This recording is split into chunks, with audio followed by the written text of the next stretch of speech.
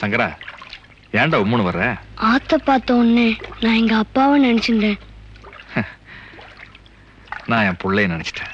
எங்க அப்பா இருந்த வரைக்கும் இப்படி போகும்போது சாமி கதையெல்லாம் சொல்லி தருவா. எங்க அப்பா போனதுக்கு அப்புறம் எனக்கு அதெல்லாம் யாருமே சொல்லி தருதில்ல. நான் என்ன வச்சுக்கிட்டா வஞ்சகம் பண்றேன்? தெரிஞ்சா சொல்லி கொடுத்துருவோனேப்பா. சரி, யாரோ எப்போயோ என் காதல போட்டு ஒரு கதையை அவுத்து விடுறேன். ஆத்த தாண்ட வரைக்கும் பொழுது போகணுமே. இந்த மாதிரி ஆத்த கடக்கிறதுக்கு உங்க அப்பாரு மாதிரி வேறம் தெரிஞ்ச ஒருத்தர் படகுல ஏறி இருக்கார். கை நாட்டுக்காரன், அந்த தோணிக்காரன் நம்மள மாதிரி. படகுல போகையில தோணிக்காரன் கிட்ட கேட்டிருக்காரு, ஏன்பா உனக்கு ராமாயணம் தெரியுமான்னு. அவன் சொல்லி இருக்கான், எனக்கு தெரியாது சாமின்னு. அடடா, வாழ்க்கையில் ஒரு 10 வருஷத்தை வீணாக்கி போட்டையே அப்படின்னாரு. மகாபாரதம் தெரியுமான்னு கேட்டிருக்காரு, அதுக்கும் தெரியாது சாமின்னு சொல்லியிருக்கான். என்ன பாரு, 20 வருஷத்தை வீணாக்கி போட்டையே அப்படின்னாரு. சரி, இந்த கிருஷ்ணோபதேசம் மாதிரி தெரியுமான்னு கேட்டிருக்காரு. அதுக்கு அந்த தோணிக்கார தெரியாது சாமின்னு சொல்லியிருக்கா. போச்சாப்பா, 30 வருஷத்தை வீணாக்கி போட்டையா அப்படின்னாரு. பேசிக்கிட்டே இருக்கையில படகுல ஓட்ட விழுந்து தண்ணி உள்ள வந்துருச்சு.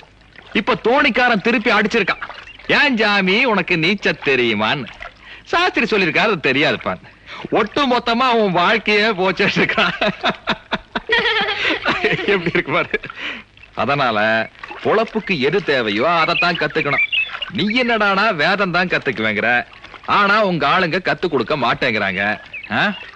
உன்னை எப்படி கரை சேர்க்க போறேன்னு தெரியலையே. அது வேற ஒண்ணும் இல்லப்பா.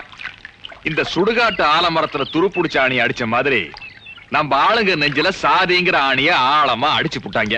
அதான் இடைஞ்சல. இடைஞ்சல்னா புரியலையா? சாரிதான். உங்க பேர் என்ன? இந்த கொழுப்பு தானே வேண்டாங்கிறது. என் வீட்டு சோத்தை தின்னு புட்டு என் தோல்லையே சவாரி செஞ்சு புட்டு என் பேர என்னன்னு கேக்குற. இந்த ஊர்ல கை சூப்புற குழந்தைகிட்ட என் பேர் என்னன்னு கேட்டா கூட வாயிலிருந்து கட்ட வரல எடுத்துட்டு பாலு தேவர்னு சொல்லிட்டு மறுபடியும் கை சூப். பாலுங்கிறது உங்க பேரு, பின்னால இருக்க தேவர்ங்கிறது நீங்க படிச்சு வாங்கின பட்டமா? ஜாதி இல்ல ஜாதி இல்லன்னு சொல்ற நீங்களே மூச்சுக்கு 300 தடவை பாலு தேவர் பரம்பரை பாலு தேவர் பரம்பரைன்னு சொல்லிட்டு இருக்கேளே.